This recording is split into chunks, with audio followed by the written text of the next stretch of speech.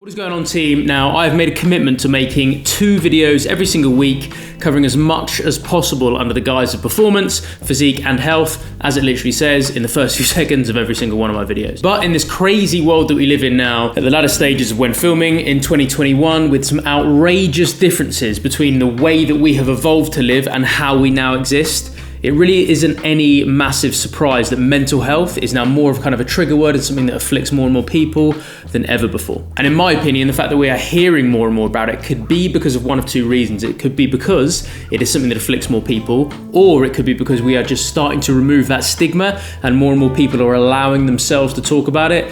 For me personally, my assessment, I think it's a little bit of both. I'm now 33 years old and I would not experience any shame in saying that I spend a little bit more time than I used to on looking after my health. I try and drink a little bit less, I'm a little bit more mindful of the food that I put in my body, and I try and make sure that I have a training program that works for me and my physiology. And the reason that I'm doing all of this stuff is because I enjoy the benefits, strangely, of being and feeling healthy. This would be a fairly rational thing to say, right? And most people listening to this will probably be like, okay, cool. But there is still a stigma around mental health and what it represents to different people. And for any young, ambitious male athletes that are watching this at the age of 13, that's right, I did say it, 40 is still young. Careful, pal, it's gonna happen to you too, mate. A lot of men under 40, in my opinion, wouldn't bat an eyelid or think twice about investing a little bit more time, effort, energy, and money into making sure they do the right things for their body and their health. But the term mental health, I believe, is still so triggering to a lot of young men that the idea of investing time, effort, energy, and money into looking after and preserving your mental health is something they'd only consider necessary if they are experiencing genuine suicidal tendencies or experiencing depression so flipping paralyzing they are unable to leave the house. This would be the equivalent in the physical world of only thinking it's wise to start exercising and looking after your body when you are already bound to a wheelchair. The philosophy and now commonly accepted idea that you just flipping feel better when you look after your body might also, when we think about it, ring true for the mind, right? The stupid notion that your mental health should always be residing in this state of absolute perfection, and the only reason it wouldn't is because you're weak or inadequate in some way, is a notion that I'm happy to dedicate a considerable amount of time to helping dismantle over the course of my own life. And today, my first ever YouTube video about mental health marks the start of that journey. So thanks for being here with me, team, and walking with me on this one. How's it going, guys? Welcome back to the channel. If you are new here, my name is Jim Gavin, and on this channel, we cover all things training, nutrition, biohacking, ancestral living, and now mental health, to help you guys work out what you need to do based on your individual biology to help optimize your performance, your health, your physique, and now also your mental well-being. And today I want to discuss both how my interpretation of mental health has changed as an ex-Marine and a man in his 30s, why I believe that it's something that so many people in the modern world are suffering from, and if we look at it on a slight slant, is almost unavoidable, and a few things that have helped me over the last few years finally get to a stage where I feel as though I'm at peace. So let's get cracking, shall we?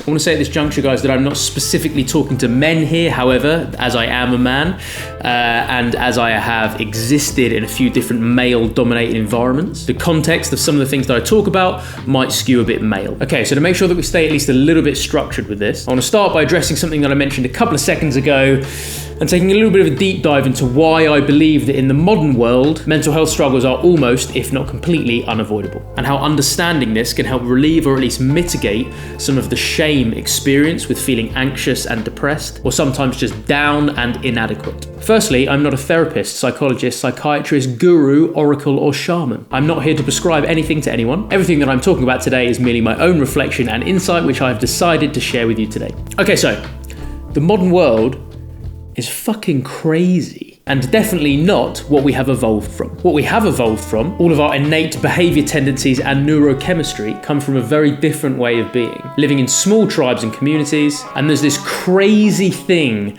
about the kind of tribes and communities that humans have always existed in that might go a long way to help explaining why so many of us are so flipping unhappy now. Apparently, regardless of anywhere in the world, jungle tribes, desert nomads, European settlers, Vikings, flipping Eskimos, whatever, basically all of them, all of our ancestors, clustered into part of communities of around about 150 people. Even in a general area where there were thousands of people, individuals would splinter off into groups of around about 150. This is what is known as Dunbar's number. This just seemed the optimum number for everyone to coexist well, get all the jobs done, and potentially be the best at something, or at least you could experience yourself adding value to a number of people that is this small. So I might have been absolutely shit at catching fish, but I might have been amazing at making fires, or fixing the roofs of the huts, or setting traps for deer or squirrels or whatever. And to make sure that we survived, we couldn't just rest on our laurels. There had to be some level of innate competitiveness to ensure that we pursued getting better at something and the species survived. So this is what's crazy, right? And I'm going to steal Chris Williamson's phrase here. It turns out that comparing ourselves to others around us and then trying to become as good at them to assert our dominance within a group is actually a feature, not a bug, of the human condition. This constant comparison that afflicts us now is actually completely natural and was actually pretty productive back then and would allow us to push ourselves to be better. But because we were only comparing ourselves to, as an example, 149 other people, there was a good chance that we'd be either the best or near the best at something. But now with social media and the internet in general, and now with gigantic online communities full of people with similar interests, we're not comparing ourselves to the rest of the tribe anymore. We're comparing ourselves to the whole fucking planet. This constant comparison being a feature, not a bug, of the way the human mind works is one reason that I believe feelings of inadequacy are so common right now. We're predisposed to compare ourselves to other people. We're designed to do it. So it's not just something that we can turn off despite people telling us try not to compare yourselves to other people on social media. It's not something that we can just turn off, but it is something that we can manage. And once we realize and accept the fact that we are designed to do this, for me anyway, I'll own my own experience of this, it helped remove a lot of the shame around experiencing this. It felt more natural and kind of allowed me to forgive myself for doing it. I didn't feel inadequate for feeling inadequate anymore, because the reason I felt this way, the reason I experienced this feeling of being unsettled and not good enough when I look at other people sometimes, made scientific sense now. So with that as an example, let's change our vernacular for the rest of the video now. Our mental health is not something that needs fixing, because it's not something that's broken. Just like our physical health, to keep in tip-top shape, it requires maintenance. Society doesn't have a narrative that we're pussies for supplementing vitamin B to optimize our performance. So I'm personally making the decision to ditch the narrative that investing even a tenth of the time, effort, energy, and money in maintaining our mental health is either bad or stupid or unnecessary. There have been many things that have helped me with my mental health over the last couple of years, but to avoid this video and this message becoming more than about 4 days long, I've decided to narrow down today's to the sharing of one particular concept. Firstly, probably the most scary for most people, especially men, is embracing a level of radical honesty with the way that we're feeling. By this, I mean with a few close people that you trust not to run, I have become radically honest about how I feel. I've cried my eyes out in front of them. I've got extremely angry in front of them. I've said things that in isolation and out of context would make me sound like an absolute flipping monster. But these people are very close to me. They are happy to listen and hold space for me to say things and share that they know and I know aren't really me. It's just a purging of a shit ton of emotions. And through this process, they hardly say anything sometimes. They just sit there, they hold space, and they listen. And half the time, in the process of me talking, I come to realizations that I'd never even thought of before. Reflections and insights flooding in purely from the process of verbalizing this stuff. Obviously, this works both ways, and I do this for them as well. And it can be as easy to get into this state as, bro, I'll be honest with you, man, I feel strangely fucking angry about this stuff today. Do you mind if we just sit down and have a chat about this for 10 minutes? And if you don't feel comfortable with this and sharing things with a friend or partner or family member, I didn't at first. I used to feel like they wouldn't understand. I used to feel like I was a burden. I absolutely used to, in the very cliche way, feel as though I would get judged by these people. And for me, it felt a little bit too close to home with the fact that I would overshare. I quite liked the fact that I was quite private, and I rested in the knowledge that that was part of my identity. So if that's the way that you feel now, I'm not going to invalidate your experience, man, I get it. And before I got to the stage where I felt comfortable selecting a few different friends that I could communicate with in this particular way, I did something that is both a lot more conventional and ironically a lot more scary, and that's talking to a therapist. And this is the stage where everyone closes their flipping computer. But let me just say this. Waiting until you're on the verge of committing suicide before you park your ego and go and see a therapist is like waiting until you are bedbound by morbid obesity before you decide that it's a good idea to go for a walk around the block. It'll work, but life could have been so much better if you did it earlier. Now, I'm not going to labour too much on the benefits of this particular process. I can't prescribe, as I said earlier. All I can do is own and share with you my experience. But I've actually had two very different experiences with therapy, so let me share both of those with you now. I started engaging with talking therapies about 8 years ago. And I was exactly like someone who goes to the gym and expects to get results and a benefit just from paying the money and turning up. It might have helped a bit, but in hindsight, it did fuck all because I just used to turn up and not really engage with the process. And then last year and this year, I decided to dabble again. By this time, I was ready to properly engage with the process and kind of the therapeutic methodology. I wasn't trying to impress the therapist or paint a certain picture of myself, which I had previously. I was again radically honest because my priority wasn't getting in and out of there quickly. My priority was developing a deeper understanding of myself because I saw that the benefits of this could be amazing. Why did I want to join the military in the first place? Why did I click with some guys in the Marines but fucking hate most of them? Why did I find life in war zones strangely more peaceful and more appealing than in the UK? Why did I continue to feel inadequate as a man, even though the CV of my achievements, Royal Marine Commando who served in Iraq and Afghanistan, full-time Team GB athlete, double Guinness World Record holder, successful business owner, even though this list continued to grow? Was I ever going to feel like enough and that I didn't have to continue achieving to be happy? Was I always going to be hostage to other people's expectations of my success? I got to the stage, guys, where I didn't want comfort or validation or distraction or escape or soothing. I wanted the truth. I started to understand that truly understanding myself, why I believe what I do, feel how I do, behave the way I do, without my ego shutting it down, was, for me, the only way to lead to a happier, more sustainable, freer life, where I feel like I'm even a little bit more in the driver's seat of my own experience, feelings, behaviours and reactions, not just curled up in the footwell blindfolded while my past childhood traumas are drunk at the wheel. And if you're listening to this and you've already thrown in the bin the idea of a talking therapy to hopefully achieve what I've just mentioned, then that's fine, man. Again, all I'm doing is sharing my story. But maybe you should ask yourself why sitting down and speaking to someone who is literally trained in exactly this and talking about your thoughts and feelings is so triggering for you. Because that might mean that there's something your unconscious mind is trying extremely hard not to look at, which unfortunately, my friend, and I say this with love, means it does need looking at. And when you do look at it honestly,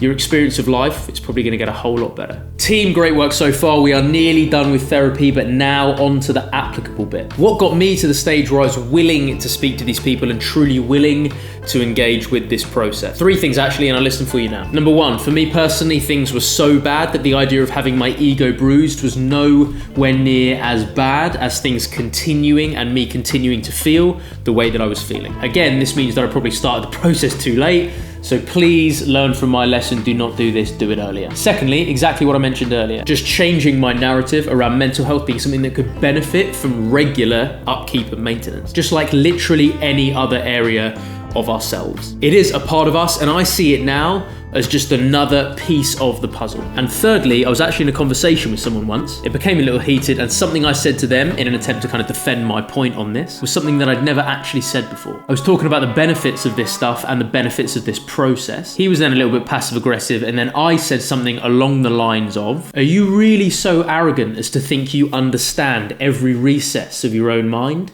And do you truly believe that you know why you do what you do? The human brain is the most complex thing we know of in the physical universe. But you think you've got that all figured out, more than psychologists, psychiatrists, and anthropologists. So in our constant pursuit to understand the human condition, we might as well call off the fucking search then, pal, considering you're here, thank God." Not being at all affected by all the things that happened to you when you were a child and before now makes you either completely enlightened or a psychopath. And as you're looking pretty annoyed about this conversation already, pal, it ain't the first one, is it? I get that that is incredibly passive-aggressive, and I wouldn't recommend engaging in that kind of dialogue yourself, but I do kind of believe this. The human mind is so complex, and I believe that we don't avoid looking into it because of arrogance. I don't think that arrogance is the main barrier to entry to trying to understand ourselves better. I personally think it's fear. Looking at this shit deeply and honestly and vulnerably is hard, man. Like really hard, like so uncomfortable. But the results are just so sweet that for me, it's a steep, rocky, rainy path that I am willing to walk to experience the rest of my life at the top of the mountain. And I'm absolutely not there yet, and that is not what I'm claiming. But what I am claiming in the sharing of my experience is this, is that when you properly engage with being radically honest with both yourself and somebody else about how you feel. The amazing thing is you don't have to wait that long until things do start to get at least a little bit better. Okay.